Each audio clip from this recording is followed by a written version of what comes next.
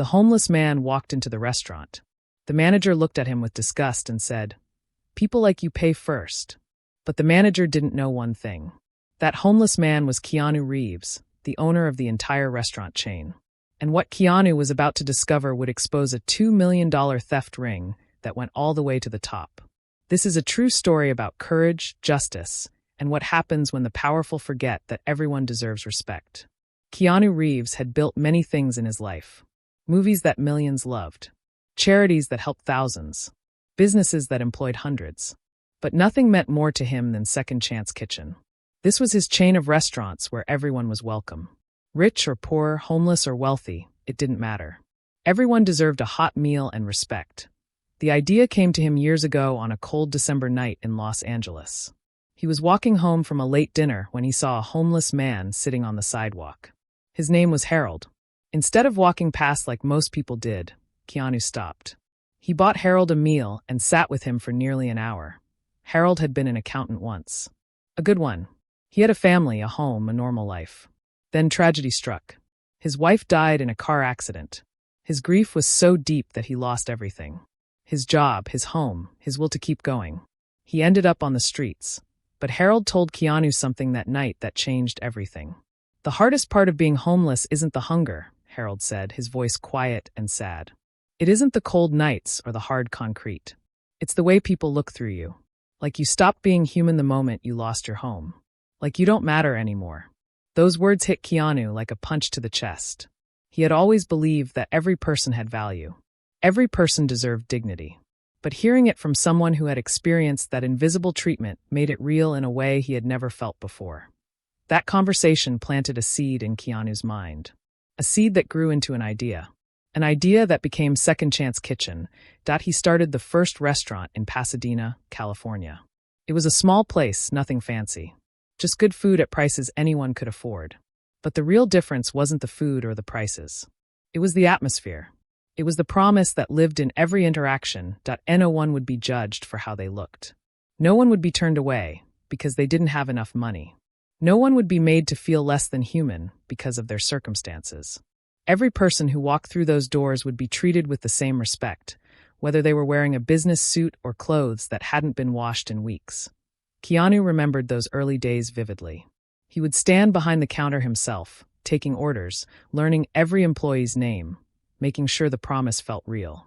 He would talk to customers, listen to their stories, make them feel seen. Slowly, word spread. The restaurant became more than just a place to eat. It became a community, and the community grew. One restaurant became 2. 2 became 5. 5 became 10.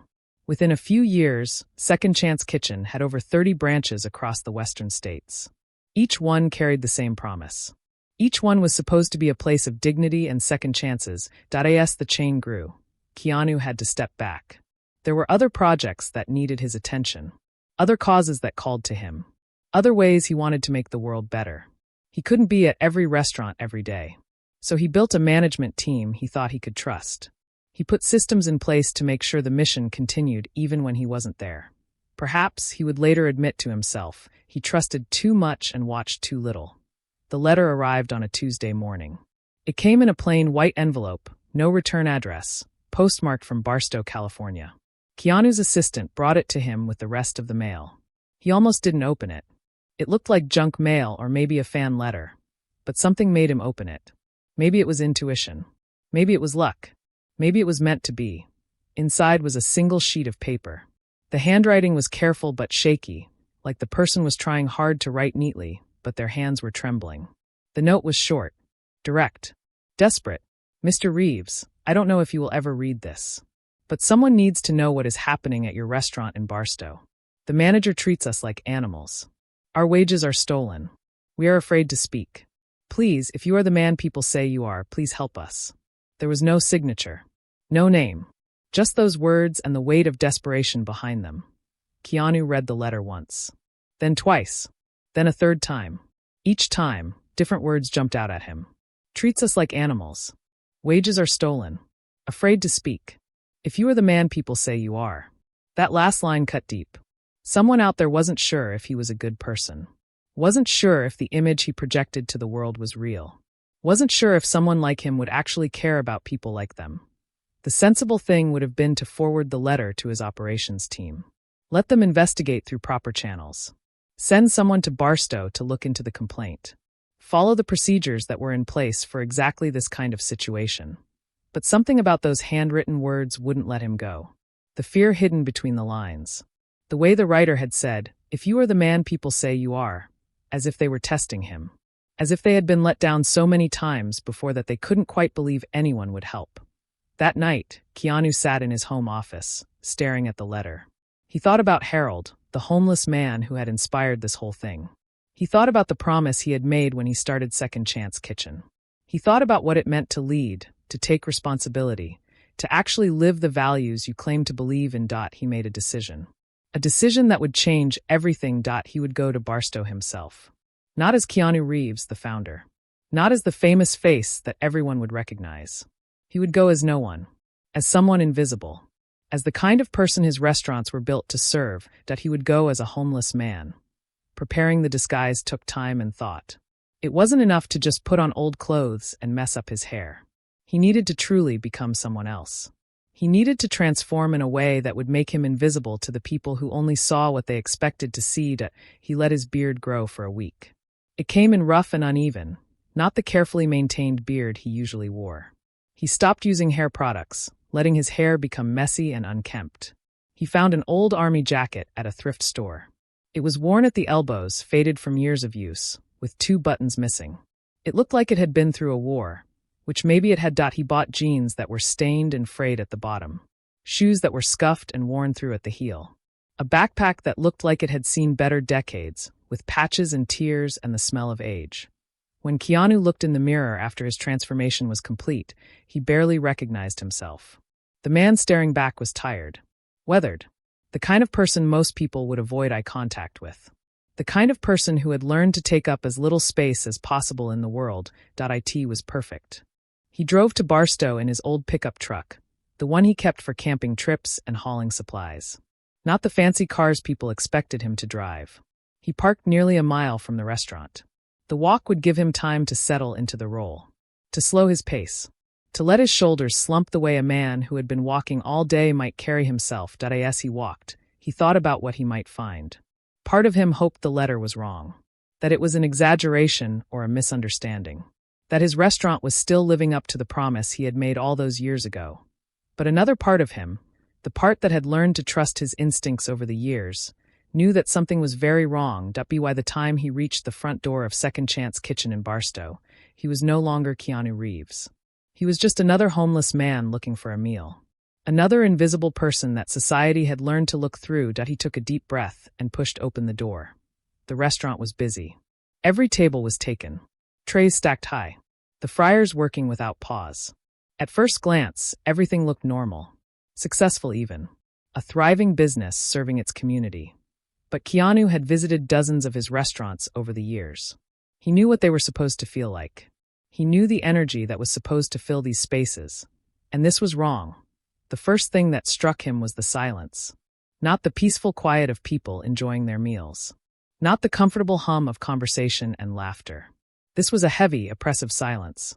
The kind of silence that sits on your chest and makes it hard to breathe. Keanu had always imagined his restaurants as places of life and joy. Places where employees would joke with each other between orders. Where customers would chat with staff. Where laughter would echo from the kitchen. Where the atmosphere felt warm and welcoming. This place felt cold. Despite the heat from the fryers and the packed dining room, there was a coldness that had nothing to do with temperature. Employees moved behind the counter with mechanical precision. Their heads were down. Their eyes were fixed on their tasks. No one spoke unless absolutely necessary. No one smiled. No one made eye contact with each other or with customers. They moved like robots programmed to perform specific functions and nothing more. The only sounds were the hiss of oil in the fryers and the sharp beep of registers. The mechanical sounds of a restaurant operating. But missing was the human sound. The sound of people connecting with each other. Keanu walked slowly to the counter, keeping his eyes lowered, playing the part he had come to play. A young woman stood at the register. Her name tag read Marlowe in neat letters. She looked up as he approached, and their eyes met briefly. She was young, probably in her mid-20s. Dark hair pulled back in a tight ponytail. But it was her eyes that caught Keanu's attention. They were red at the corners, slightly swollen. The eyes of someone who had been crying not long before her shift started. When she looked at him, there was something in her gaze that made his heart hurt. Fear. Deep, bone-tired fear. And beneath that fear, something like exhaustion. The exhaustion of someone who had been running for so long they couldn't remember what it felt like to rest. She looked at him as if silently begging him not to cause any trouble. Not to make her day any harder than it already was. Before Marlowe could speak, before she could take his order or greet him, a shadow fell across the counter. A man had appeared beside her. Tall and broad-shouldered with close-cropped hair and a face set in a permanent scowl. His name tag read Derek, and beneath that, in smaller letters, the word manager. He looked at Keanu the way someone might look at a stain on their carpet. With disgust. With disdain. With the casual cruelty of someone who had learned that certain people didn't matter. Derek leaned toward Marlowe. His voice was low, but not low enough to be private. Not low enough that Keanu couldn't hear every word. "This type pays first," he said. The words dripped with contempt. "Take the money before you make anything. We don't need another one eating, and then claiming they forgot their wallet." Marlowe's face flushed red. Embarrassment and shame colored her cheeks. Her hands trembled slightly as she turned back to Keanu. "I'm sorry, sir," she whispered. Her voice was barely above a breath. "Would you mind paying before we prepare your order?" Something tightened in Keanu's chest. Anger that took all his self-control to contain. He had written the policies for Second Chance Kitchen himself. Every single one. He remembered sitting at his desk, thinking carefully about each rule, each guideline, each value that would shape how his restaurants operated. The main policy, the one that mattered most, was simple. Pay what you can when you can. No one turned away. No one humiliated. No one made to feel less than human because of their circumstances. That was the promise. That was the whole point. But he kept his face neutral. He pulled out a few crumpled bills from his pocket, money he had deliberately prepared to look worn and used. "No problem," he said quietly, his voice rough and tired like he imagined a homeless man's voice might be. Marlowe took the money with trembling hands. She checked the register once. Then twice. Then 3 times. As if terrified of making even the smallest mistake. As if one wrong button press might bring consequences she couldn't afford. Her smile never wavered, but it was frozen in place. A mask that didn't quite fit. The smile of someone who had learned that showing your true feelings was dangerous. Derek watched the entire transaction with cold, unblinking eyes. His presence was like ice. When he was satisfied that the money had been collected, he turned and walked toward the back of the restaurant. His movements were slow and deliberate. His presence lingered even after he was gone, like a bad smell that wouldn't clear. Keanu took his tray to the corner booth. The one furthest from the counter, partially hidden by a pillar. The kind of spot an invisible person would choose.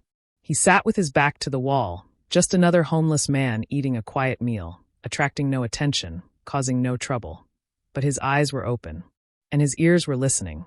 And what he saw and heard in the next hour would confirm his worst fears and set in motion a chain of events that would shake his entire company to its core. Keanu sat in that corner booth and watched. He had always been good at observing people.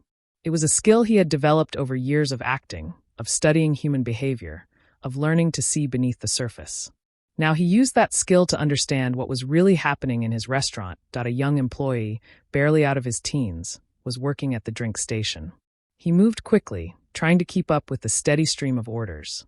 His hands shook slightly as he filled cups and placed lids. The nervousness of someone who was afraid of making mistakes. And then it happened. He reached for a cup, and his elbow knocked against another cup sitting on the counter. It tipped over. Water splashed across the floor, spreading in a small puddle. The boy froze. His entire body went rigid. His face drained of all color, going from healthy tan to pale white in seconds. The look on his face wasn't just embarrassment. It was terror. Pure, genuine terror over spilling water. Derek's voice cut through the room like a knife. Sharp. Cold. Designed to humiliate. If you can't carry a cup without spilling it, don't bother coming in tomorrow. The threat hung in the air. Everyone in the restaurant heard it. Customers glanced up, then quickly looked back down at their food, uncomfortable but not willing to get involved. Employees kept working, but their movements became even more careful, even more precise. The boy didn't argue. He didn't try to explain that it was an accident. He didn't defend himself. He simply whispered, I'm sorry, his voice breaking on the words. Then he got down on his knees and started cleaning up the mess. His shoulders were hunched. His head was bowed, like he was bracing for a blow that might never come, but was always expected. No one else reacted. Not the other employees. Not the customers. It was as if this kind of thing happened so often that it had become invisible. Normal. Just part of how things worked here. Keanu's fingers tightened around the edge of his tray. He wanted to stand up. He wanted to say something. But he couldn't. Not yet. He needed to see more. Understand more. Gather evidence before he acted. He watched Derek walk away from the scene. Slow and deliberate. His posture radiated authority and threat. His presence filled the room, even after he moved to a different area. Every employee seemed to track him with their peripheral vision, always aware of where he was, what he was doing, whether he was watching them. This wasn't the silence of people focused on their work. This was the silence of fear. The silence of people who had learned that speaking up, making mistakes, or showing any weakness could cost them everything. Keanu sat in that corner booth for nearly an hour, eating slowly, making himself as invisible as possible. Every few minutes, Derek would pass by different areas of the restaurant. And every time he did, employees would physically shrink. Their shoulders would hunch. Their movements would become more careful. All without Derek saying a single word. It was a masterclass in intimidation. Derek had created an atmosphere where his mere presence was enough to control everyone. He didn't need to yell constantly. He didn't need to threaten repeatedly. He had trained these employees like animals, conditioning them to fear him through strategic cruelty. Marlo served customer after customer at the register. Her smile never changed. That same frozen expression plastered on her face for every interaction. She checked every order twice, sometimes 3 times. Her hands trembled every time she opened the register. Every time Derek walked past, her shoulders would tense. The young man who had spilled the water moved through his remaining tasks with his head permanently bowed. He didn't look up, didn't make eye contact with anyone, just moved from task to task like a ghost trying not to be noticed. Before leaving, Keanu glanced at his receipt. It looked standard at first. The Second Chance Kitchen logo at the top. The list of items he had ordered. The total price. Nothing unusual. But at the bottom, where the shift supervisor's name should have been printed, there was something wrong. The name printed there was unfamiliar. It wasn't Marlo's name. It wasn't Derek's name. It was someone else entirely.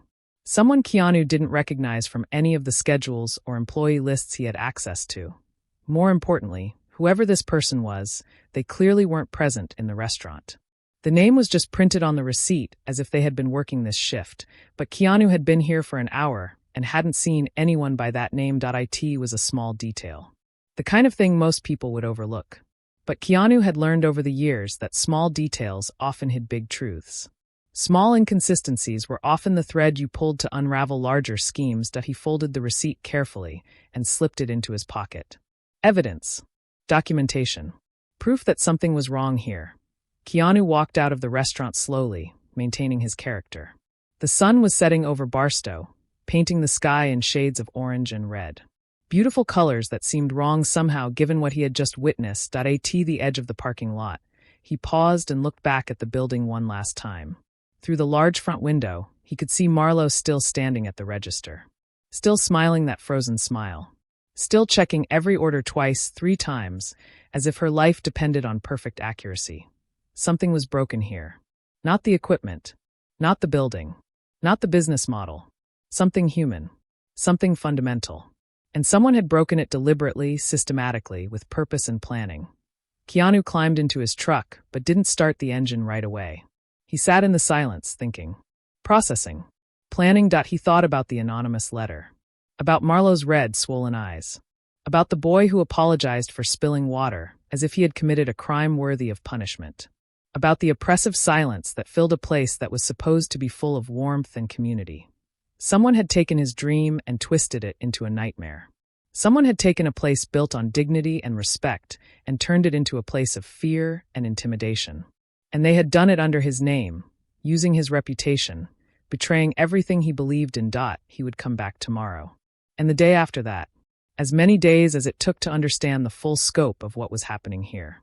To gather evidence. To find out who was responsible. To document everything so thoroughly that when he finally acted, there would be no escape, no excuses, No way for the guilty to avoid consequences. The engine finally rumbled to life. As the truck pulled away from Barstow, Keanu made himself a quiet promise. A promise that would shape everything that came next. He would not look away. Not this time. Not ever again. He would see this through to the end, no matter what it cost him personally or professionally. Because if he walked away now, if he let this continue, then everything he claimed to believe about dignity and respect and second chances was just empty words. And Keanu Reeves had never been a man of empty words. The next morning, Keanu returned to Barstow. He wore the same worn clothes, carried the same old backpack, walked the same slow pace from where he parked his truck a mile away. To anyone watching, he was just another homeless man returning for another cheap meal. Nothing special, nothing noteworthy. But this time, he wasn't just observing randomly. He was looking for patterns, systems, the way things worked beneath the surface. The lunch rush was in full swing when he arrived. Every register had a line of customers. Every table was occupied. The kitchen staff moved in a blur of motion behind the counter, trying to keep up with the constant stream of orders. Keanu ordered a small coffee and found a seat near the window, close enough to watch the counter and kitchen, far enough to remain invisible in the crowd. That was when he first noticed Trent. The young man couldn't have been more than 19 years old. He had the kind of face that still held traces of boyhood, soft around the edges, round cheeks, eyes that still had hope in them, though that hope was starting to fade. His uniform was crisp and new, the creases still sharp from the package, the colors bright and unfaded. Clearly a recent hire, probably less than 2 weeks on the job, still trying hard to make a good impression, still believing that hard work and enthusiasm would be rewarded. He was working the front counter, taking orders with nervous energy, double-checking everything the way new employees often do, asking customers to repeat their orders to make sure he got it right, moving quickly but carefully, trying to balance speed with accuracy. Keanu watched him with a growing sense of dread. He recognized that eagerness, that hope, that belief that if you just worked hard enough, things would work out. He had seen it before in young people starting their first jobs, full of energy and optimism, and he was watching that optimism be systematically destroyed. Derek appeared from the back office, clipboard in hand. His cold eyes scanned the room with the practiced efficiency of a predator scanning for prey. When his gaze landed on Trent, something shifted in his expression. Not quite a smile, more like satisfaction. The look of someone who had identified their next target. "Trent," Derek called out. His voice was flat, empty of emotion, but somehow that made it more threatening, not less. The young man looked up, startled. "Yes, sir?" Derek pointed toward the back hallway with his pen. "Bathrooms need cleaning." "Now." Trent hesitated. Confusion flashed across his face. His hand moved toward the schedule posted behind the counter, as if to check it. "But sir, I was assigned to the register today." The schedule said. He didn't get to finish the sentence. Derek didn't respond with words. He didn't explain. He didn't justify. He simply stared at Trent. Unblinking. Unwavering. Waiting, the silence stretched. 5 seconds. 10 seconds. 15 seconds. Time seemed to slow down as the moment extended, becoming more uncomfortable with each passing heartbeat. Around them, other employees continued working, but their movements had become stiffer, more mechanical. They were all paying attention while pretending not to, all holding their breath while acting normal. They had seen this before. They knew what was happening, and they knew there was nothing they could do to stop it. Trent looked around, perhaps hoping for support, perhaps looking for someone to confirm that he was right, that the schedule did say he was supposed to be on the register. But no one met his eyes. Everyone suddenly found their own tasks very interesting. Finally, inevitably, Trent lowered his eyes first. The universal signal of submission. The acknowledgement of defeat. "Yes, sir," he said quietly, his voice barely audible over the noise of the restaurant. He walked toward the back hallway without another word. His shoulders were slumped. His head was down. The eagerness from just moments before was gone, replaced by confusion and hurt. Derek watched him go, then returned to his clipboard as if nothing had happened. As if he hadn't just publicly humiliated a new employee for no reason other than to demonstrate his power. Keanu sipped his coffee slowly, but he barely tasted it. He thought about what he had just witnessed. A new employee, eager and nervous, publicly reassigned to the worst job in the restaurant. Not because he had done anything wrong. Not because the bathrooms actually needed cleaning right that moment. but simply because Derek wanted to establish dominance, wanted to test him, wanted to see if he would obey without question. It was a power play.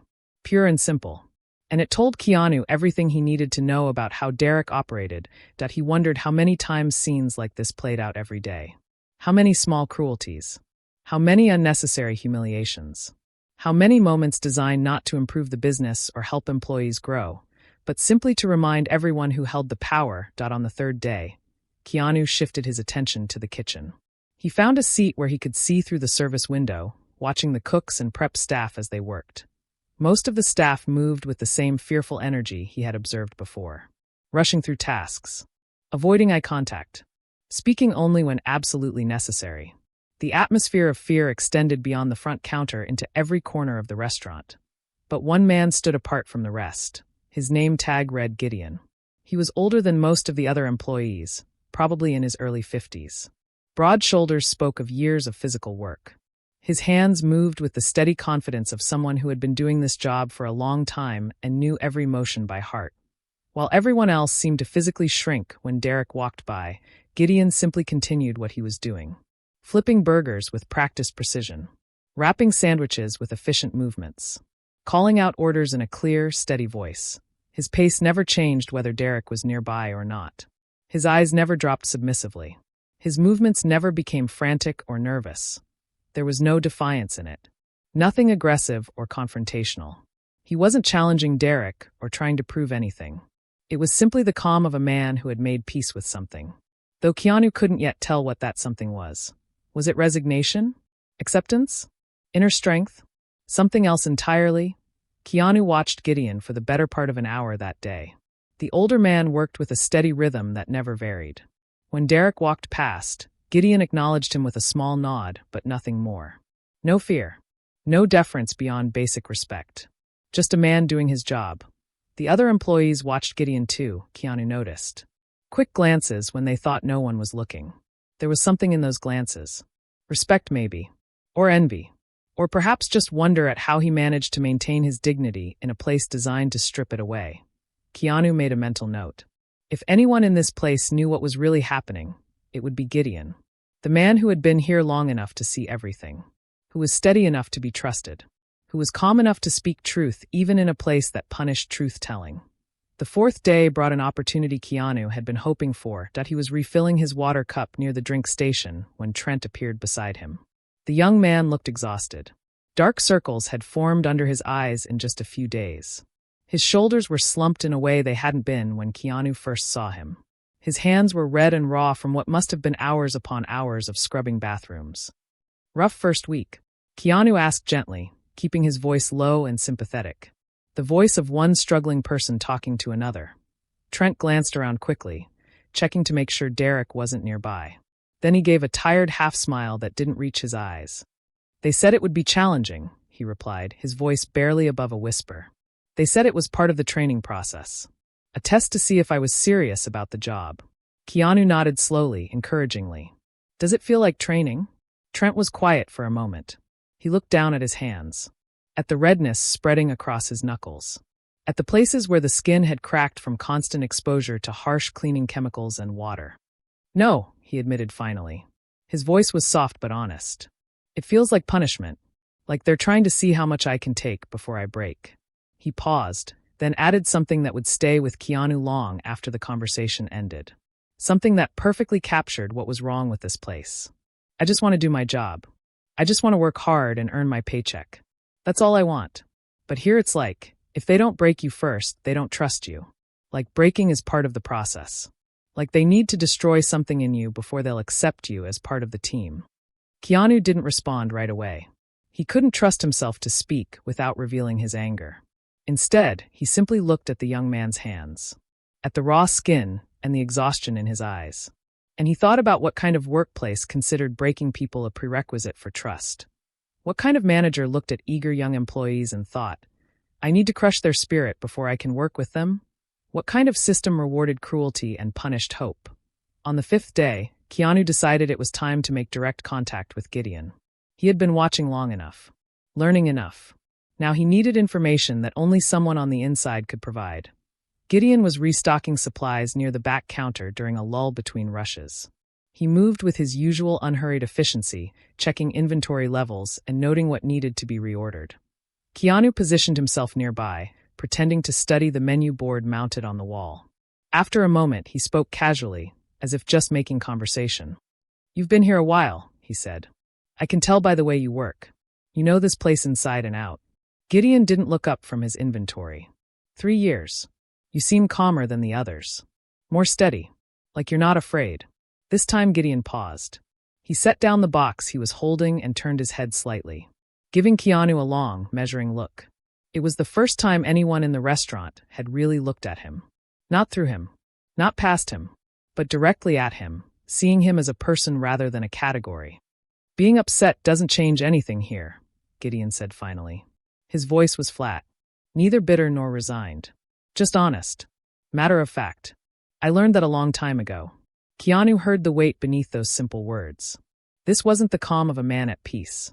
This was the calm of someone who had learned that emotional survival required shutting down certain responses, who had learned that hope and anger and frustration were luxuries that cost too much in a place like this. "That sounds exhausting," Keanu offered quietly. Something flickered in Gideon's eyes. Recognition, perhaps. Or curiosity. Here was this strange homeless man, asking questions that no one asked. Seeing things that most people missed. Speaking truths that were usually left unsaid. "It is what it is," Gideon said and returned to his work. But Keanu noticed something. Gideon didn't move away. Didn't shut down the conversation completely. He had acknowledged the question, given an honest answer, and then returned to work. But he was still there. Still within earshot. Still present. It was an opening. A small one.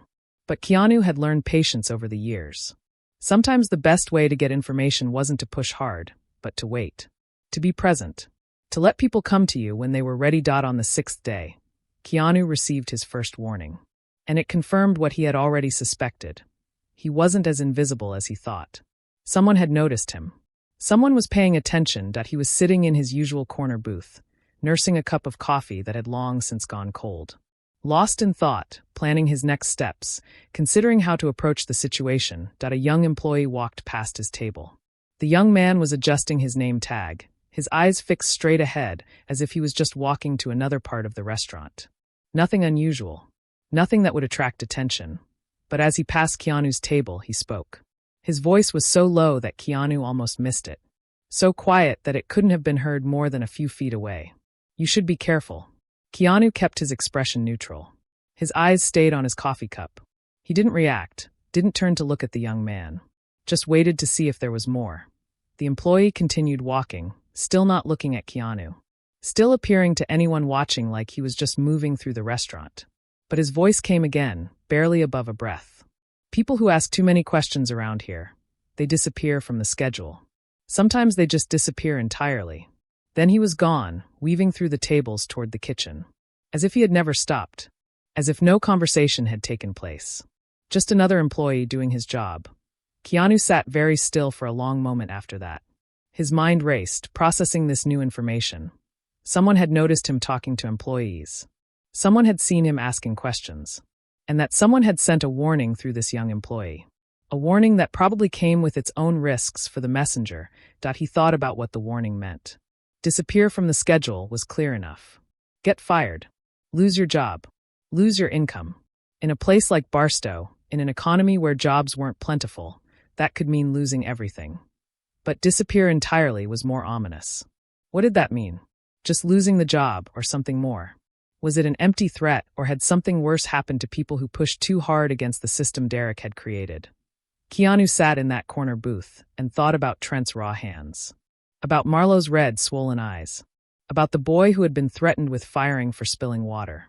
About Gideon's carefully maintained calm. And he understood something new. Something important. The silence here wasn't just habit. It wasn't just culture. It wasn't just the natural way things had evolved. The silence was survival. These people had learned through hard experience that speaking up meant losing everything. That questioning authority meant becoming a target. That trying to change things meant putting yourself, and potentially your family, at risk. So they had learned not to speak. They had learned to keep their heads down. To accept whatever happened. To survive rather than resist. And that realization made Keanu angrier than anything else he had witnessed.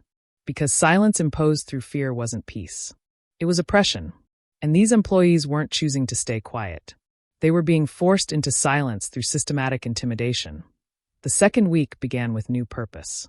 Keanu had spent the first week watching and listening and building a mental map of how this place operated. Now it was time to look for proof. Hard evidence. The kind of documentation that couldn't be dismissed or explained away. On the 8th day, he lingered near the back hallway, pretending to wait for the restroom. He had noticed a bulletin board on the wall outside the break room door. It was cluttered with notices and schedules and safety reminders. But one document in particular caught his attention immediately. The weekly shift chart.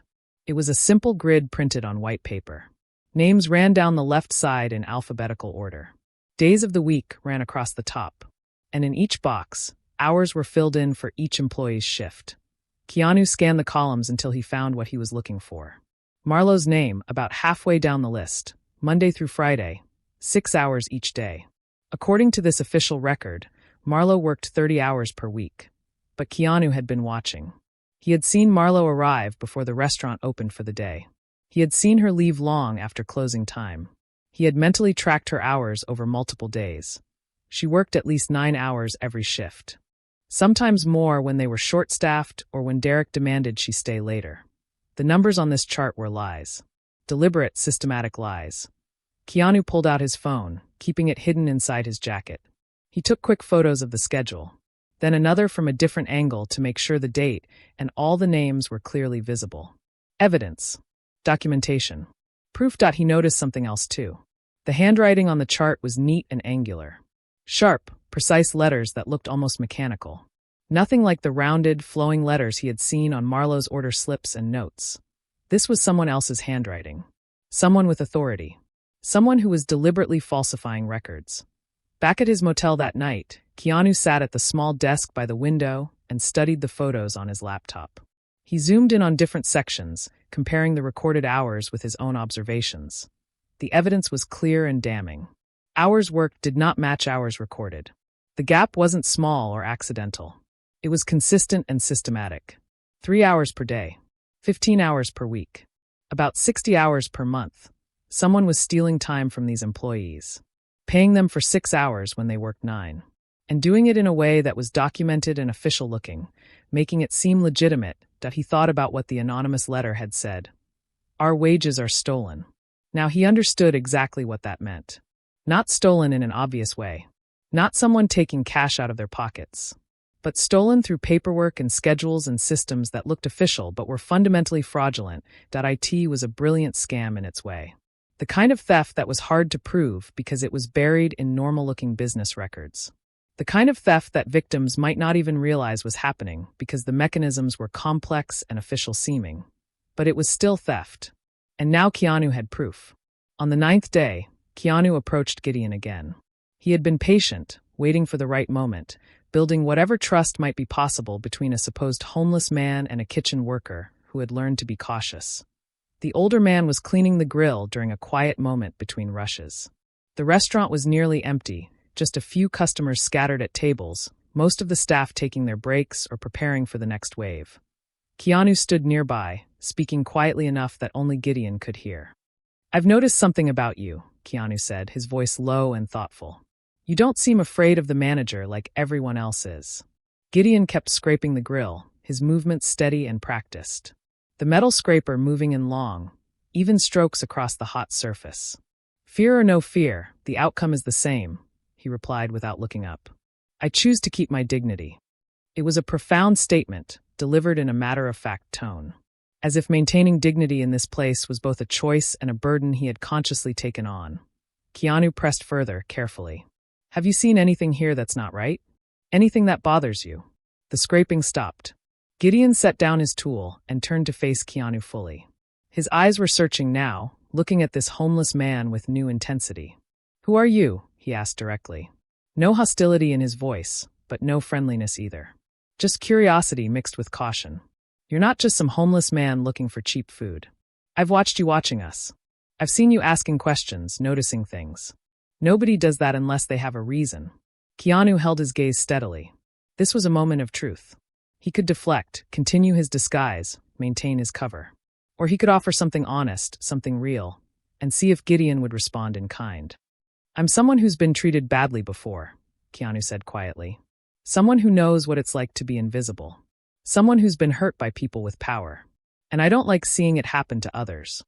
It wasn't the whole truth. But it wasn't a lie either. Keanu had been treated badly in his life, early in his career when he was nobody special.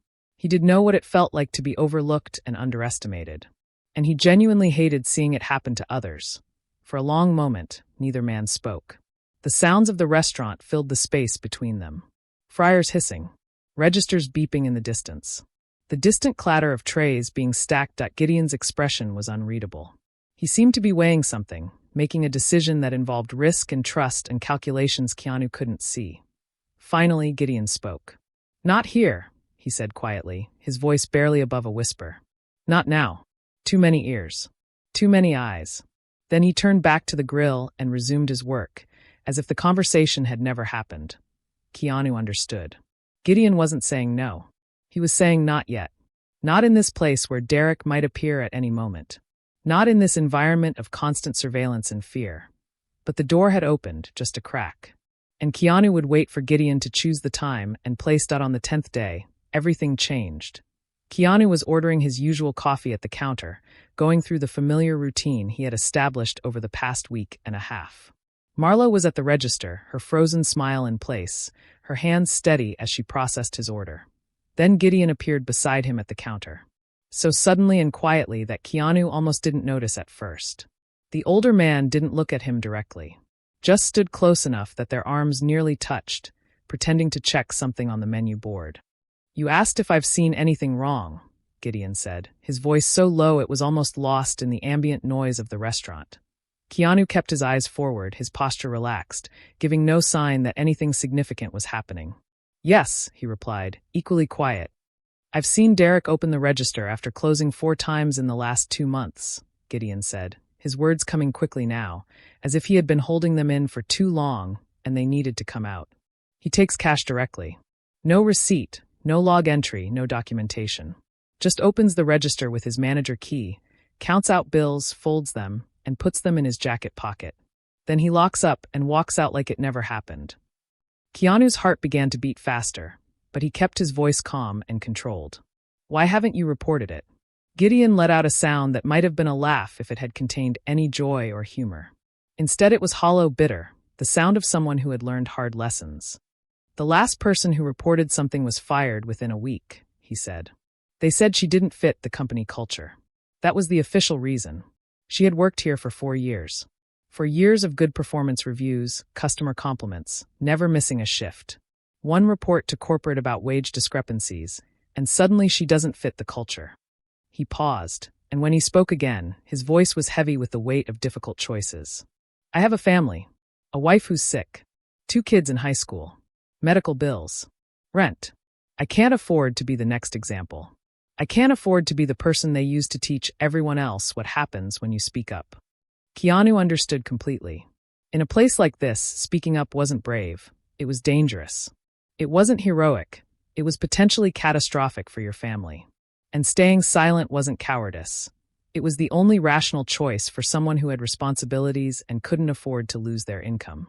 The system was designed perfectly to ensure silence, make the consequences of speaking severe enough, and most people would choose to protect their families rather than fight for justice. "Thank you for telling me," Keanu said quietly. There was nothing else to say. Gideon had taken a risk just by sharing this information, even with someone who seemed to be just a homeless man who couldn't do anything with it. Gideon nodded once, a barely perceptible movement of his head. Then he walked away without another word, returning to the kitchen as if he had just been checking the menu for his own interest. But Keanu stood there for a moment longer, processing what he had just learned. Derek wasn't just falsifying records and intimidating employees. He was stealing cash directly from the register. Multiple times. Repeatedly. And doing it with such confidence that he didn't even try to hide it from the security cameras. That level of boldness suggested either stupidity or certainty that he would never face consequences. And Derek didn't strike Keanu as stupid, which meant Derek was confident. Confident that no one would report him. Or confident that even if they did, nothing would happen. Or confident that someone higher up in the organization was protecting him. The 11th day brought a gift that Keanu hadn't expected, that he was walking through the parking lot behind the restaurant, taking his usual route toward where he had parked his truck a mile away. It was late afternoon, the sun hanging low in the sky, casting long shadows across the cracked asphalt. Gideon appeared from the shadows near the dumpsters. The older man looked around carefully, checking in all directions to make sure they were alone, to make sure no one from the restaurant could see them. Then he pressed something small and hard into Keanu's hand. When Keanu looked down, he saw a USB drive. Small, black, unremarkable. The kind of thing you could buy at any store for a few dollars. But Keanu knew immediately that what was on this drive was priceless. Security footage from the break room camera, Gideon said, his voice low and urgent. I have access to the system because I sometimes work late shifts when the manager isn't here. I copied it before the system automatically deletes old footage. Last Friday night, after closing, Derek opens the register, takes the cash, counts it carefully, puts it in his jacket. No paperwork, no log entry, nothing. Keanu looked down at the small device in his palm. It felt heavier than it should have, weighted with implications and consequences. Why are you trusting me with this? He asked. You don't know who I am. You don't know what I'll do with it. I could be anyone. Gideon was quiet for a moment, his weathered face thoughtful. When he spoke, his voice carried the tired determination of a man who had made a difficult decision and was committed to seeing it through. I don't know who you are, he admitted. I don't know why you care about what happens in a cheap restaurant in Barstow. But you're the first person in 3 years who's asked questions and actually listened to the answers. You're the first person who's looked at us like we're human beings instead of just workers or problems to be managed. He looked directly at Keanu, and there was something in his eyes. Hope maybe.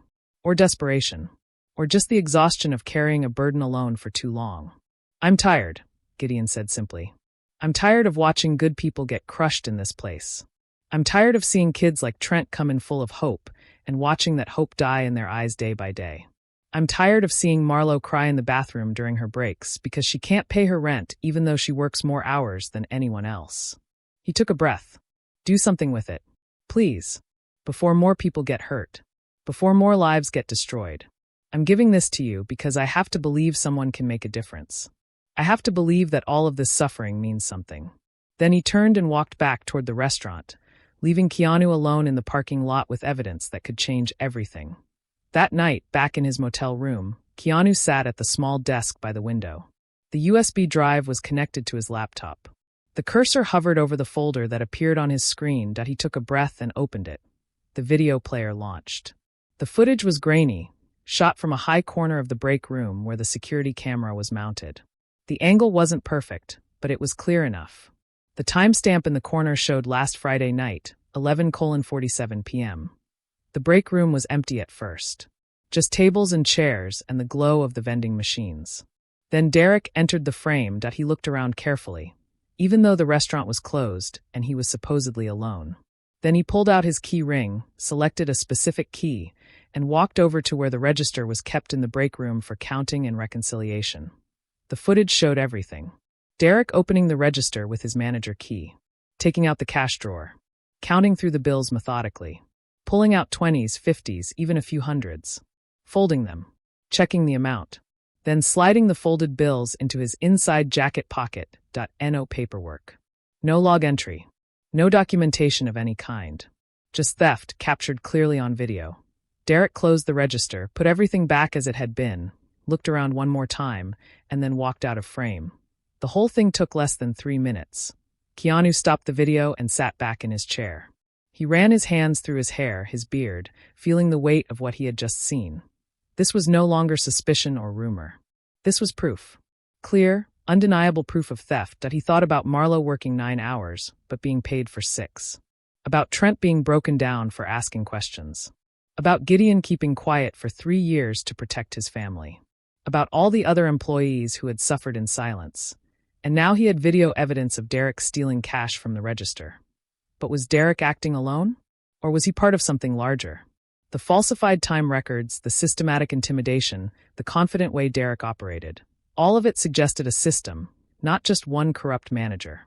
Keanu opened his laptop's voice recorder and began to speak, documenting everything he had learned. "Personal log, day 12, he said quietly, his voice steady despite the anger and determination he felt. "I have photographic evidence of falsified time records showing employees working 9-hour shifts, but being paid for 6. I have video evidence of the manager, Derek, taking cash directly from the register with no documentation. I have multiple employee testimonies confirming a pattern of intimidation and wage manipulation." He paused, looking out the window at the lights of Barstow flickering in the distance. Somewhere out there in the darkness, people were finishing their shifts at Second Chance Kitchen, going home exhausted, checking their bank accounts and finding them short, wondering if they could pay their bills this month. "This is no longer just an investigation," Keanu continued, his voice taking on a harder edge. "This is a fight. And I'm not walking away. I'm not going to let this continue. Whatever it takes, however long it takes, I'm going to make this right." He saved the file and labeled it carefully. Barstow Evidence Collection Entry 1.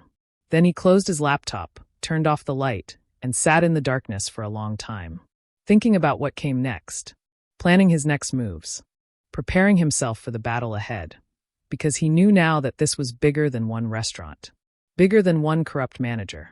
The confidence Derek displayed, the way the system seemed designed to prevent reporting and punishment, it all pointed to something more organized, something that went higher up in his company.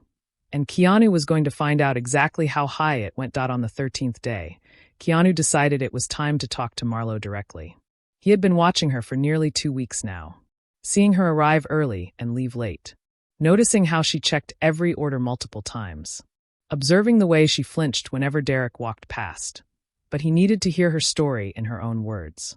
He needed to understand what she had experienced, what evidence she might have, what this situation looked like from her perspective. It was late afternoon, that quiet time between the lunch rush and dinner crowd when the restaurant nearly emptied.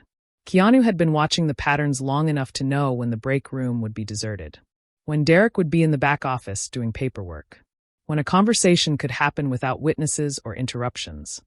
Marlo sat at a small table in the corner of the break room.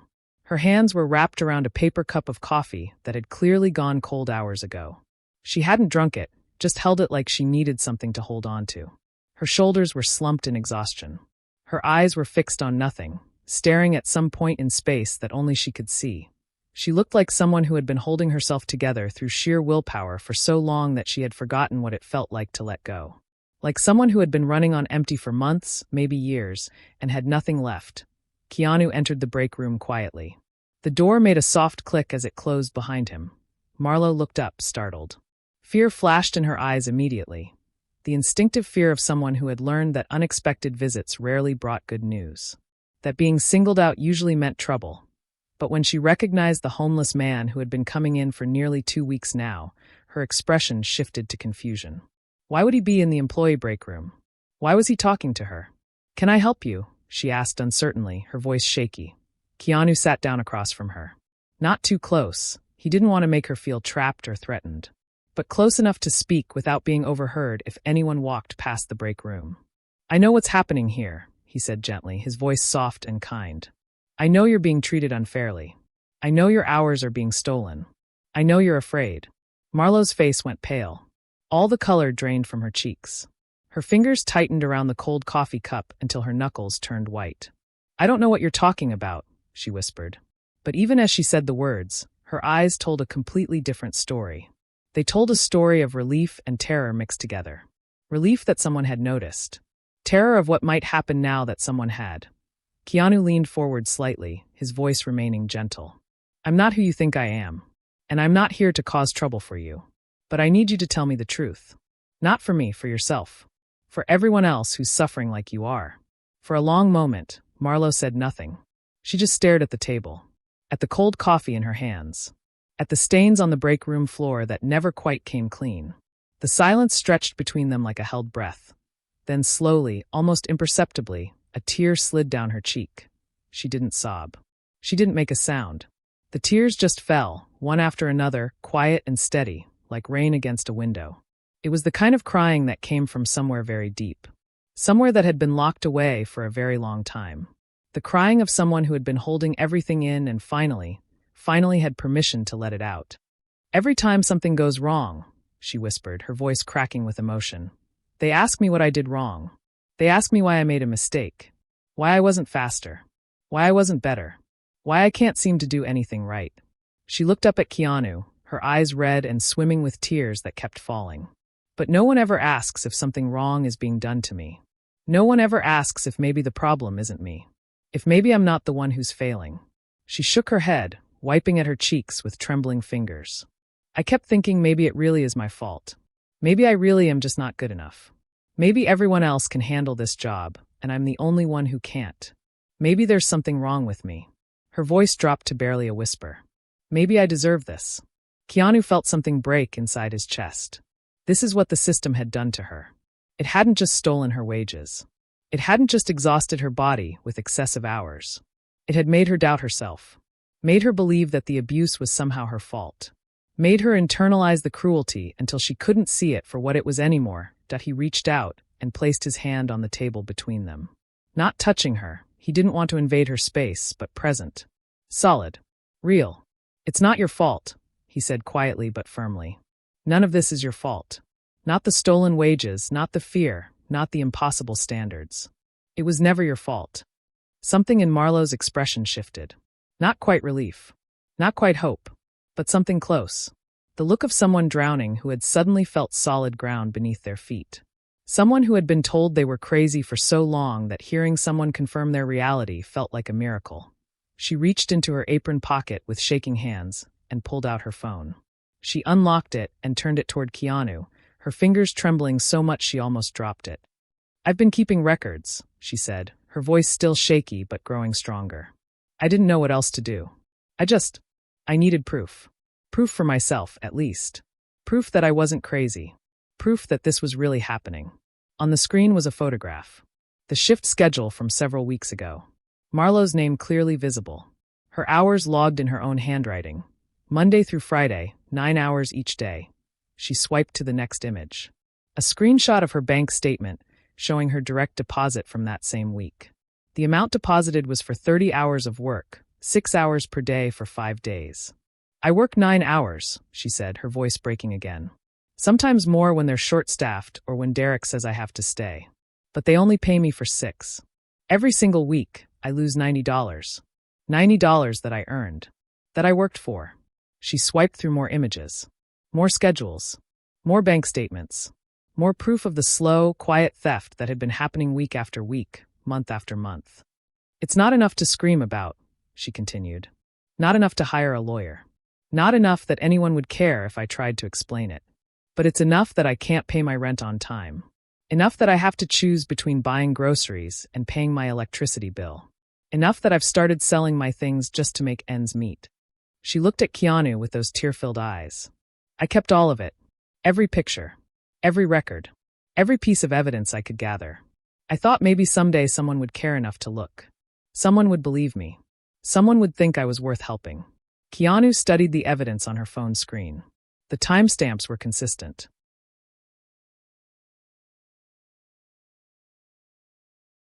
The pattern was clear. The amounts matched what he had calculated from his own observations. This wasn't a mistake or an oversight or a computer error. This was deliberate. Calculated. Systematic. Someone had designed this system to steal just enough that employees wouldn't quit immediately, but not so little that they could save money or get ahead. Keep them desperate. Keep them dependent. Keep them too afraid to fight back. I believe you, Keanu said simply 2 words. But the way Marlowe's face changed when she heard them, you would have thought he had given her the world. Her eyes widened. Her mouth opened slightly. Fresh tears fell, but these were different. Not the tears of despair she had been crying. Something else. Something that looked like hope awakening after a long sleep. You believe me? She asked, as if she couldn't quite process what she was hearing. I believe you, Keanu repeated. Every word. And I'm going to help you. I'm going to help all of you. For the first time since he had met her, Marlowe's frozen smile cracked. Underneath it was something real. Something human. Something that had been buried under layers of fear and survival, but had never completely died. That night, alone in his motel room, Keanu opened his laptop and logged into the company's internal network. As the founder of Second Chance Kitchen, he still held the highest level of access to all systems. He had rarely used these privileges in recent years, trusting his management team to handle day-to-day operations. But tonight, he needed to see something. He needed to confirm a suspicion that had been growing in his mind. That he opened the accounting system and entered a specific search. Manual wage adjustments, Western region, last 12 months. The results began loading. Line after line of data filling the screen. As Keanu scrolled through them, his heart sank deeper with every entry. Barstow wasn't alone. The same pattern appeared in 7 other cities. Fresno, Bakersfield, Modesto, Stockton, Merced, Visalia, Palmdale. 8 branches in total, all showing the same irregularities. Low reported revenue despite high customer traffic. Ingredient costs that didn't match actual usage patterns. Constant manual adjustments to employee hours, always downward, always just enough to avoid triggering the automatic audit systems. And every single adjustment at every single location had been approved by the same person, Preston Hartwell. Regional Director. Western Division. Keanu clicked on Preston's personnel file. The photograph showed a man in his early 50s. Silver-haired, distinguished-looking. The kind of confident smile that belonged in corporate boardrooms and on campaign posters. He looked successful, trustworthy, like someone you would want leading your regional operations. The file showed an impressive career. 15 years with Second Chance Kitchen. Consistently high performance reviews year after year. Praised repeatedly for his ability to maintain profit margins in challenging markets. Awards for cost management and operational efficiency. By every official measure, Preston Hartwell was a model employee. A rising star in the organization. But the numbers told a different story. The numbers never lied, even when people did. Keanu sat back in his chair and thought about the past few years. He had been busy, too busy maybe. Stretched thin across multiple projects and causes. Starting new charities. Making movies. Supporting various initiatives. Trusting his management team to run Second Chance Kitchen while he focused on other things.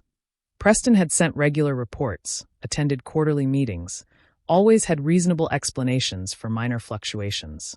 The numbers were never too good to be suspicious, never too bad to trigger alarms. Just believable enough to avoid scrutiny. Just normal enough to blend in.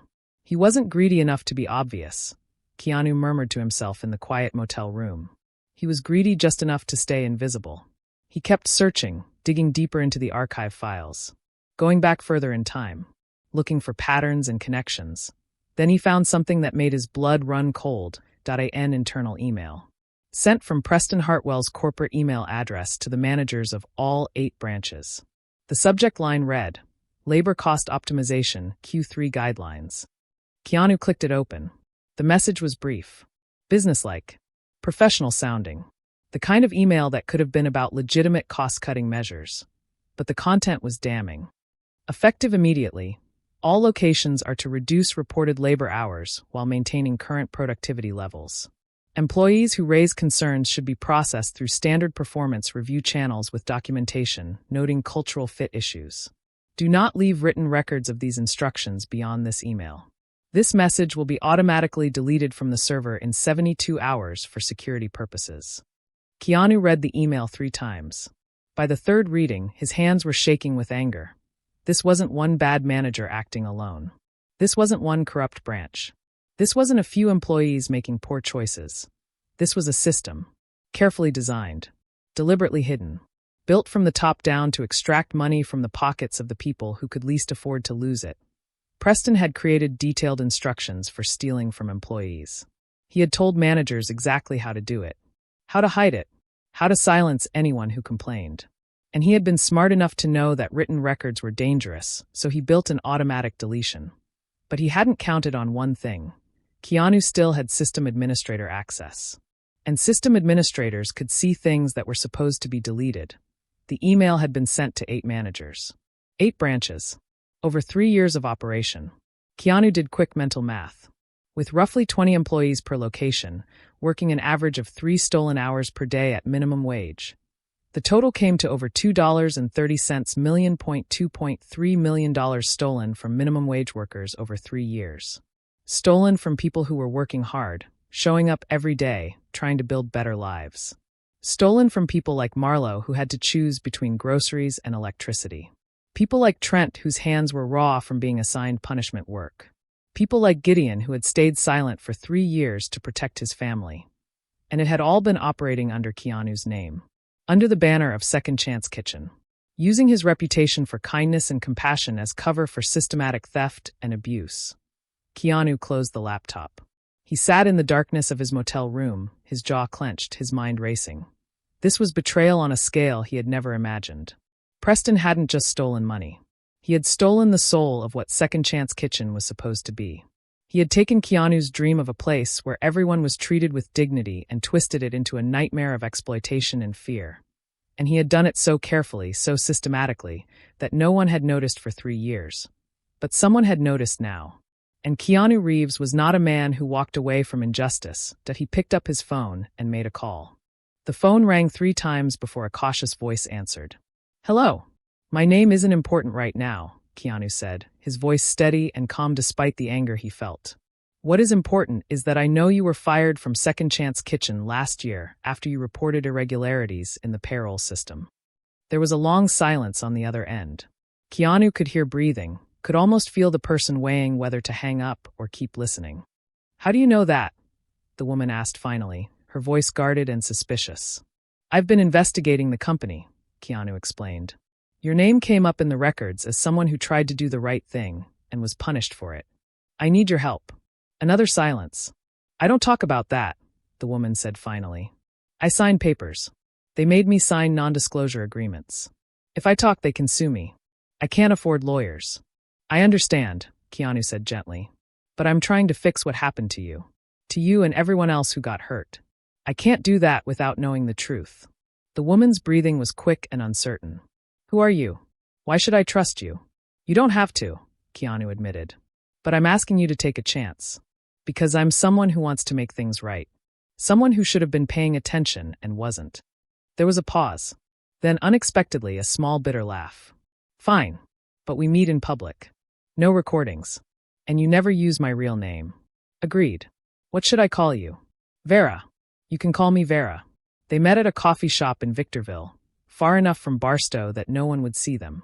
Vera was younger than Keanu expected, maybe mid-30s, with tired eyes that still held defiance.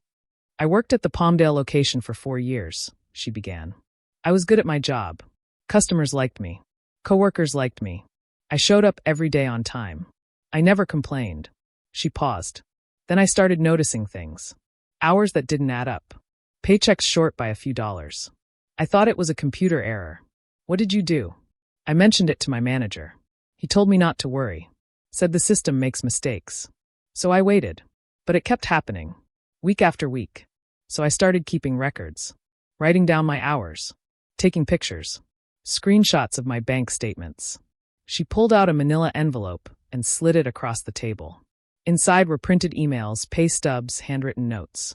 Document after document showing the same pattern. And at the top was an email from Preston Hartwell. The same email Keanu had found, outlining procedures for reducing labor costs without triggering complaints. "I reported it to Human Resources," Vera said. "I thought they would investigate. That's what HR is supposed to do, right?" "What happened?" Her expression hardened. "1 week later, I was fired. They said I didn't fit the company culture. That my attitude was divisive. For years of my life. Gone. Because I told the truth." Keanu heard the pain in her voice. The anger. The betrayal. "Do you know what it feels like?" she continued. "To lose everything because you did the right thing? To watch the people who hurt you get promoted while you struggle to pay bills." "I'm beginning to understand," Keanu said quietly. "Then do something about it," Vera said fiercely. "Don't just sit here nodding and sympathizing. Actually do something. Make them pay for what they did." "I intend to," Keanu said. After Vera left, Keanu sat alone thinking. That evening, he called a private investigator he had worked with before. "I need you to look into someone," Keanu said.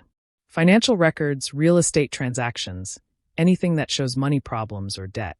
3 days later, a thick report arrived. Preston Hartwell had made bad investments in commercial real estate between 2019 and 2021. He had borrowed heavily. When the market shifted, he found himself underwater on multiple properties. The debt had snowballed. Within 2 years, he was carrying over $800,000 in personal debt, carefully hidden from public view. The money he had been skimming wasn't going into company accounts. It was going directly into his pocket. Cash deposits just under reporting thresholds. Payments to credit cards. Money orders to cover loans. The report also showed payments from Preston to several branch managers, including Derek. Regular deposits of $500 to $1,000 per month. Their cut of the scheme. Keanu read the report twice, his anger growing colder with each page. Preston had convinced himself he was doing something necessary. Cutting costs. Optimizing operations. He probably told himself employees wouldn't notice a few missing hours, that IT was the kind of self-deception that allowed ordinary people to do terrible things. But understanding didn't mean forgiving. And Keanu had no intention of forgiving that he picked up his phone and dialed a number he had memorized years ago. Solomon, Keanu said. I need to see you in person. Tomorrow. And bring the company's legal counsel. This is serious. Pause. How serious? Keanu looked at the evidence spread across his desk. Photos of falsified schedules. Video of Derek stealing cash. Marlowe's documentation. Vera's testimony. The investigator's report. We have cancer in the body of this company, Keanu said quietly. And it's spread to 8 branches. We need to cut it out. Silence. Then Solomon's voice came back. When do you want to meet? Tomorrow. Los Angeles. My office downtown. What should I tell people? Don't tell anyone, Keanu said firmly. Not until we have a plan. Understood. I'll be there. Keanu ended the call. Tomorrow the fight would begin. But tonight, he sat alone with the weight of discovery and made himself a promise that he would not rest until every person responsible was held accountable, that he would not stop until every employee received what they were owed, that he would not let his name be used as a mask for cruelty ever again. Somewhere in Barstow, Marlowe was lying awake, worrying about bills. Gideon was checking on his sick wife. Trent was wondering if this job was worth the daily humiliation. The evidence was ready. The allies were gathering. And Keanu Reeves was ready for war. Tomorrow, everything would change. The phone rang 3 times before a cautious voice answered. Hello. My name isn't important right now, Keanu said, his voice steady and calm despite the anger he felt. What is important is that I know you were fired from Second Chance Kitchen last year after you reported irregularities in the payroll system. There was a long silence on the other end. Keanu could hear breathing, could almost feel the person weighing whether to hang up or keep listening. How do you know that? The woman asked finally, her voice guarded and suspicious. I've been investigating the company, Keanu explained. Your name came up in the records as someone who tried to do the right thing and was punished for it. I need your help. Another silence. I don't talk about that, the woman said finally. I sign papers. They made me sign non-disclosure agreements. If I talk, they can sue me. I can't afford lawyers. I understand, Keanu said gently. But I'm trying to fix what happened to you. To you and everyone else who got hurt. I can't do that without knowing the truth. The woman's breathing was quick and uncertain. Who are you? Why should I trust you? You don't have to, Keanu admitted. But I'm asking you to take a chance. Because I'm someone who wants to make things right. Someone who should have been paying attention and wasn't. There was a pause. Then, unexpectedly, a small bitter laugh. Fine. But we meet in public. No recordings. And you never use my real name. Agreed. What should I call you? Vera. You can call me Vera. They met at a coffee shop in Victorville, far enough from Barstow that no one would see them. Vera was younger than Keanu expected, maybe mid-30s, with tired eyes that still held defiance. I worked at the Palmdale location for 4 years, she began. I was good at my job. Customers liked me. Coworkers liked me. I showed up every day on time. I never complained. She paused. Then I started noticing things. Hours that didn't add up. Paychecks short by a few dollars. I thought it was a computer error.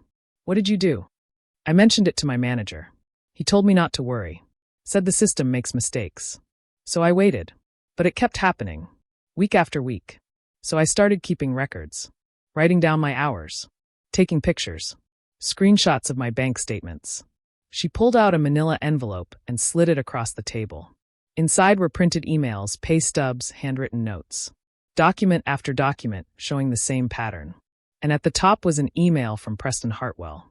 The same email Keanu had found, outlining procedures for reducing labor costs without triggering complaints.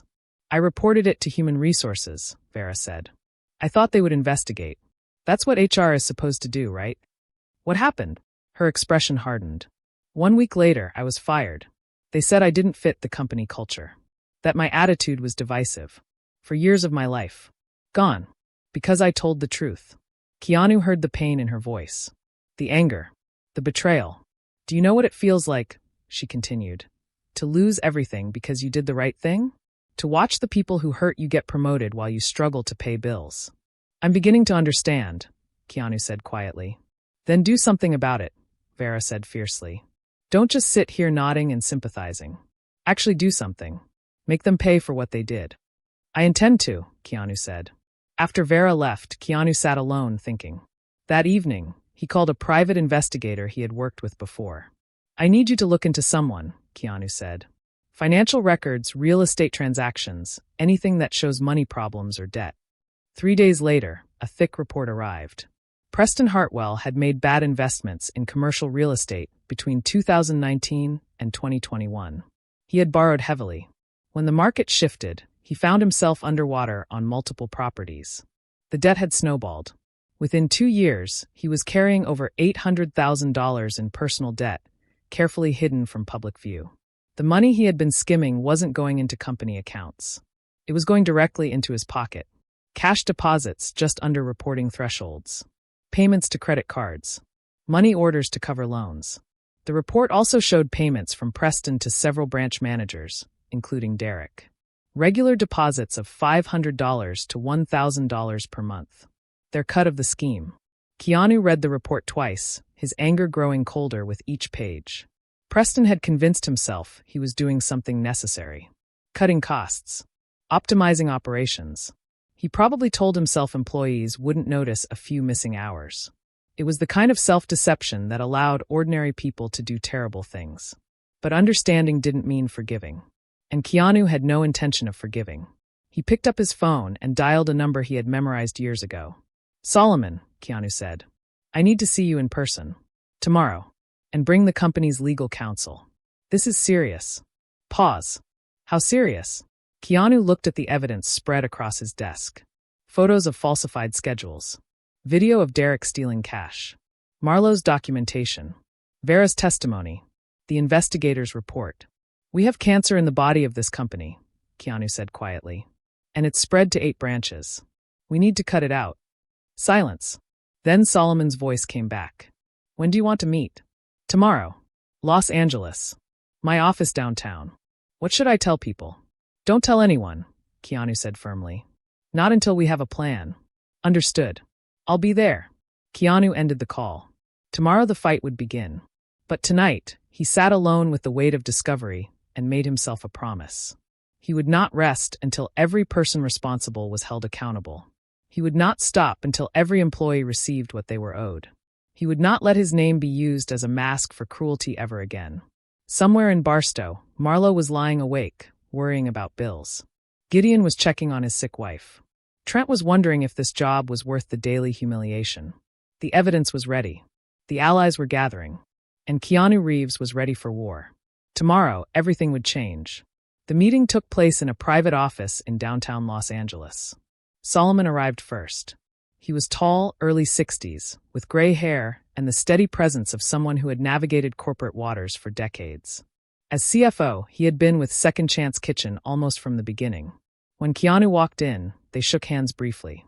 No time for pleasantries. You sounded serious on the phone, Solomon said as they sat down. What's going on? Keanu didn't answer immediately. Instead, he opened his briefcase and began laying items on the table. Photographs of falsified timesheets. Screenshots of bank statements showing stolen wages.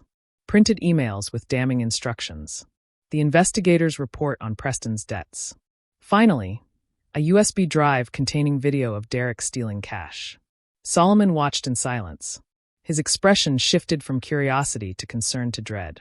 This is everything I gathered over 2 weeks, Keanu said quietly. 8 branches.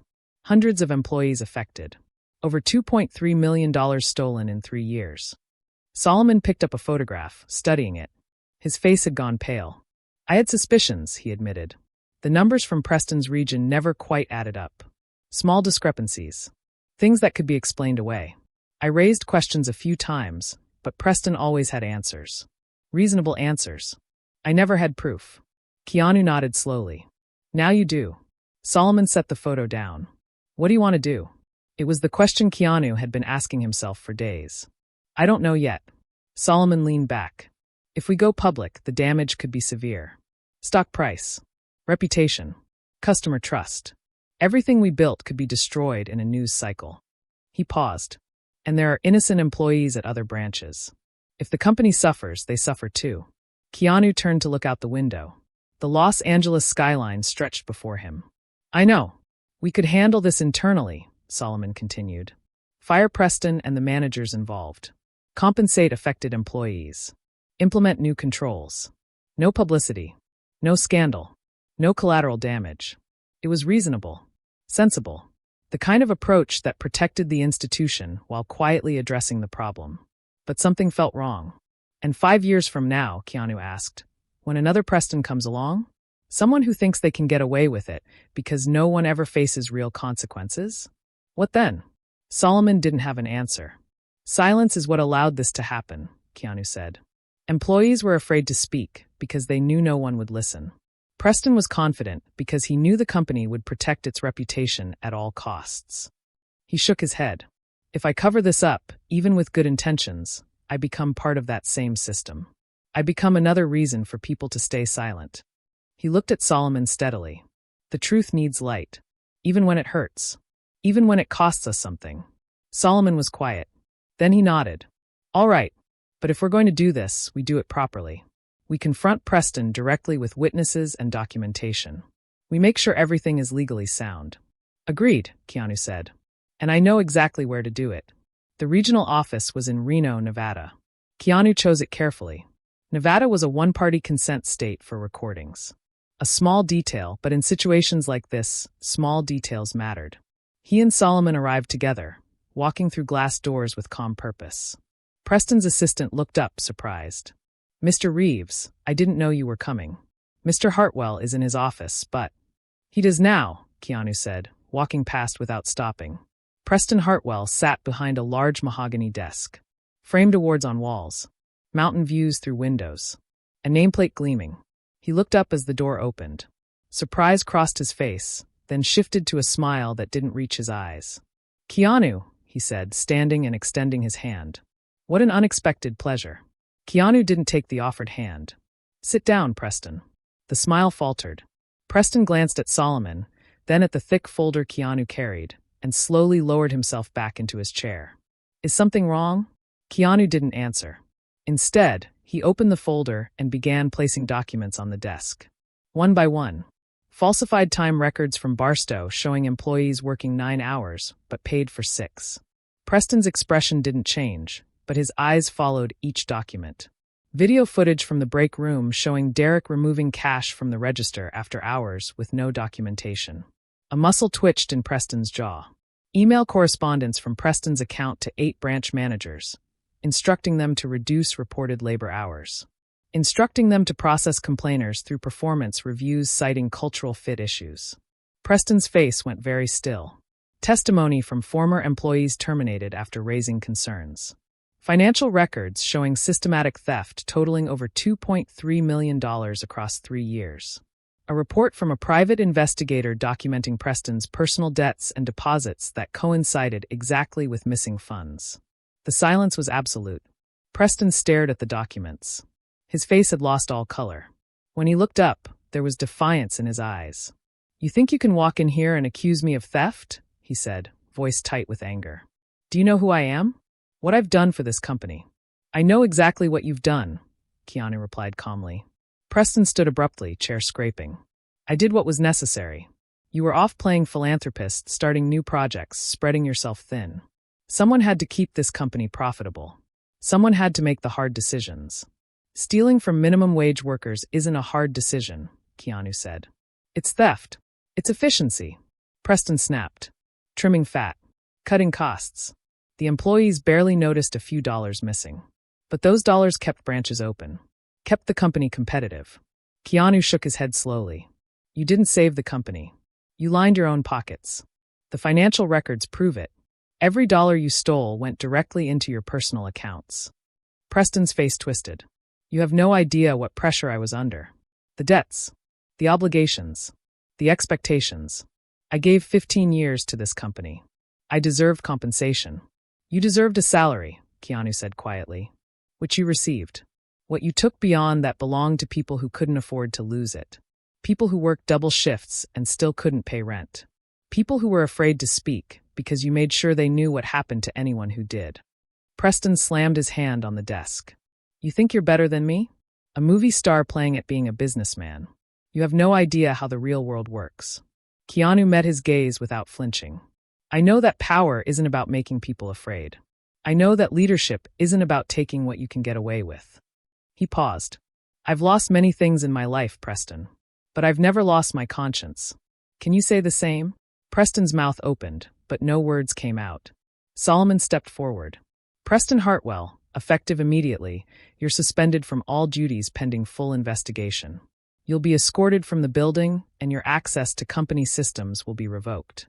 2 security officers appeared in the doorway. Preston looked from Solomon to Keanu to the officers. For a moment it seemed he might resist. Then his shoulders sagged. As officers led him toward the door, Preston paused beside Keanu. You'll regret this, he said quietly. I have connections. Friends in places you can't imagine. Keanu looked at him steadily. I already have regrets. I regret trusting you. I regret not paying closer attention.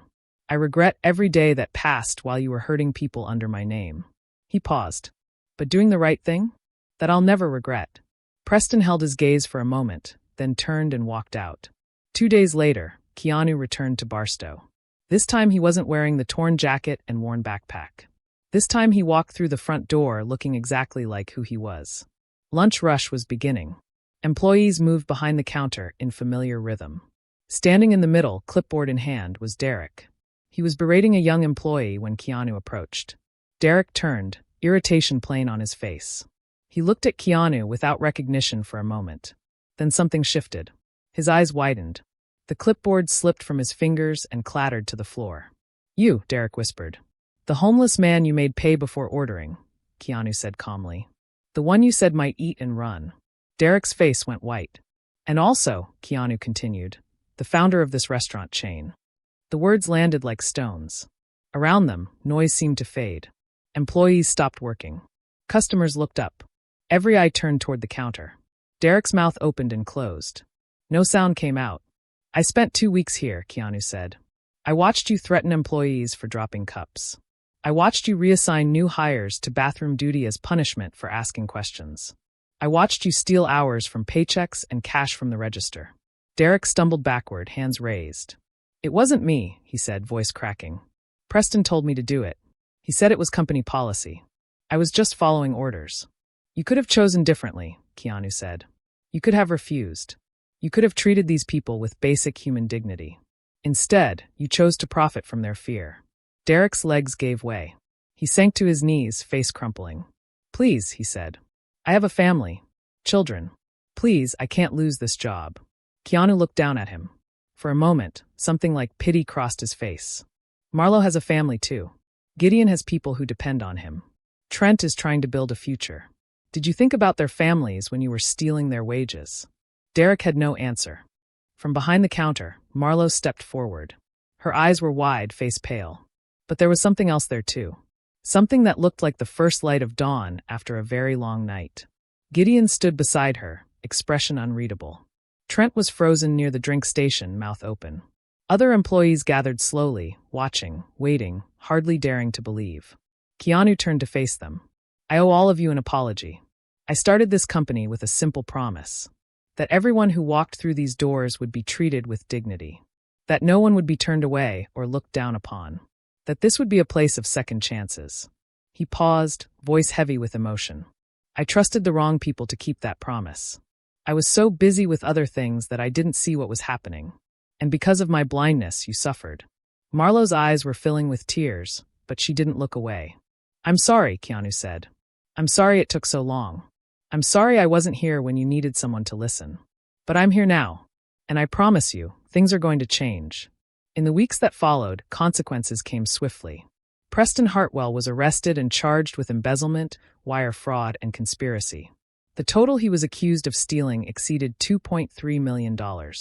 For other branch managers who participated were also terminated and faced criminal charges. Derek was fired immediately and ordered to repay all wages he helped steal. Every employee who had been shortchanged would receive full compensation with interest. But Keanu didn't stop there. Rather than handling it quietly, he chose to go public. He held a press conference in Los Angeles, standing before cameras, telling the truth. "I could have kept this private," he said. "I could have fired the people responsible, compensated victims, and moved on without anyone knowing. Many people advised me to do exactly that, to protect the company's reputation, to avoid scandal." He paused. But silence is what allowed this to happen. Silence is what kept employees afraid to speak. Silence is what made people like Preston believe they could get away with anything. If I stayed silent now, I'd be part of that same cycle. He took a breath. "So instead, I want everyone to know.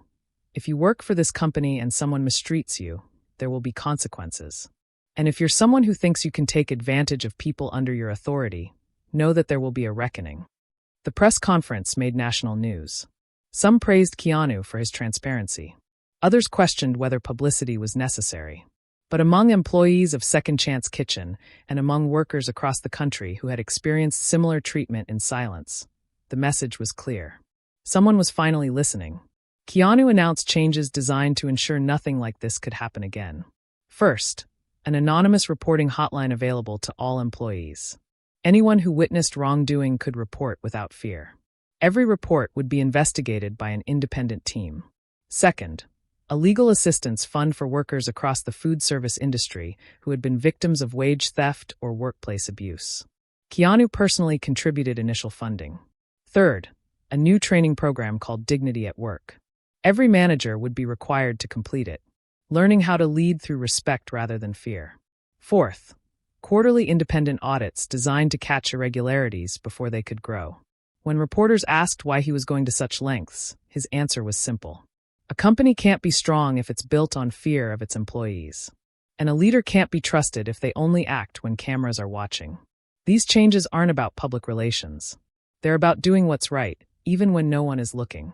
Months passed. Headlines faded. Cameras moved to other stories. But at the Barstow branch of Second Chance Kitchen, changes that began with an anonymous letter continued to take root. On a quiet Tuesday afternoon, Keanu returned to the restaurant. Walking beside him was a 12-year-old boy with curious eyes. Leo, his nephew. They entered like any other customers. No announcement. No fanfare.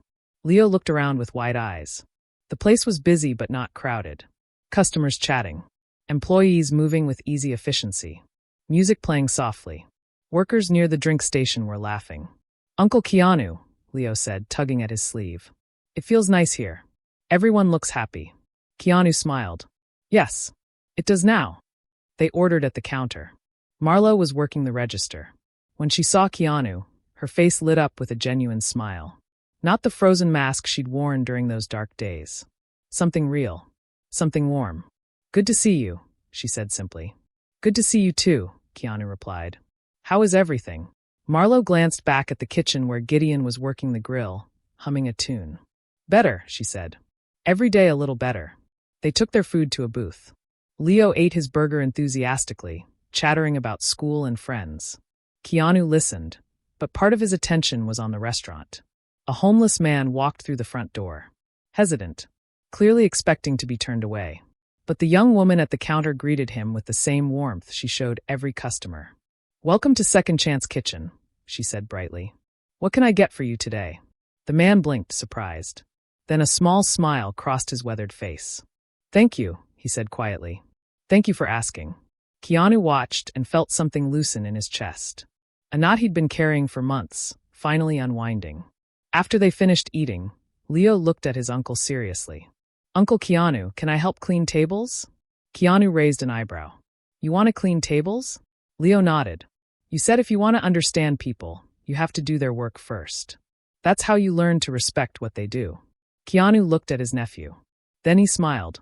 "That's the best place to start." They spent the next hour helping around the restaurant. Leo wiped down tables. Keanu worked alongside him, refilling napkin dispensers, chatting with employees, shaking hands with regulars. When they sat down to rest, Keanu found himself in the same corner booth where he'd sat during those 2 weeks of observation.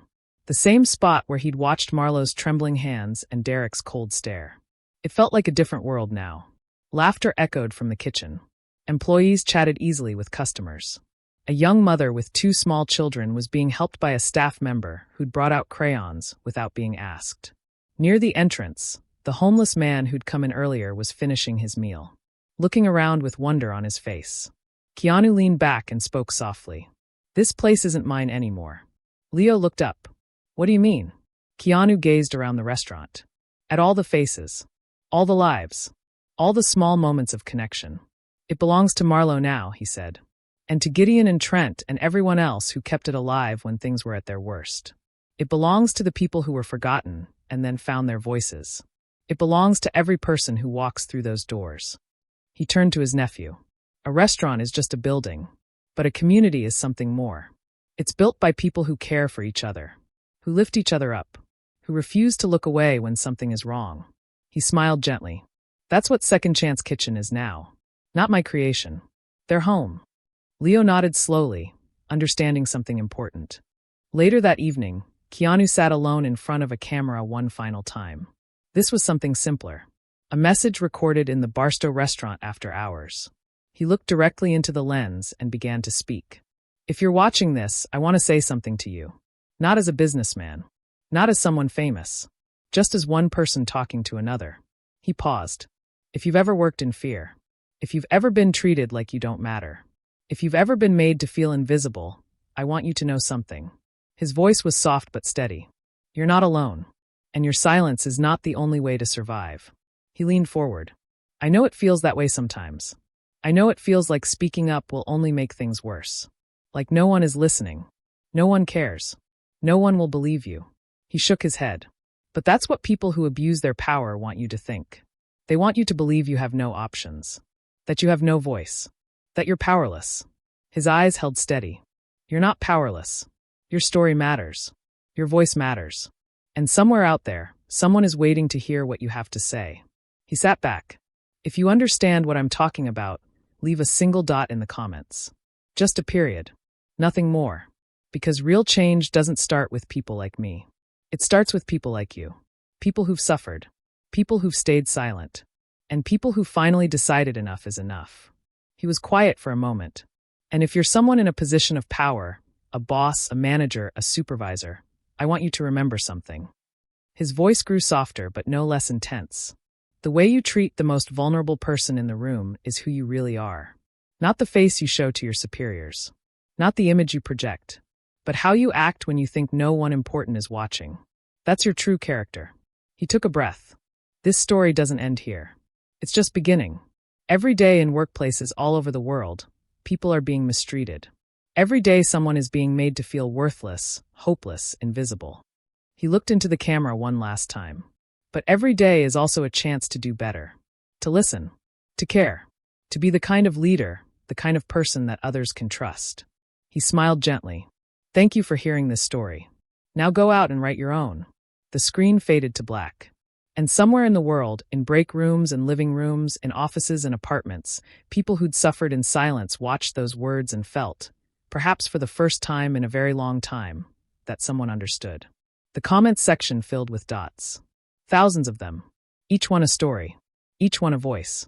Each one a reminder that no one has to face the darkness alone. And in Barstow, California, at a little restaurant called Second Chance Kitchen, the lights stayed on late into the night, welcoming everyone who walked through the door with the same simple promise. You matter. You belong. And here, you'll always have a second chance.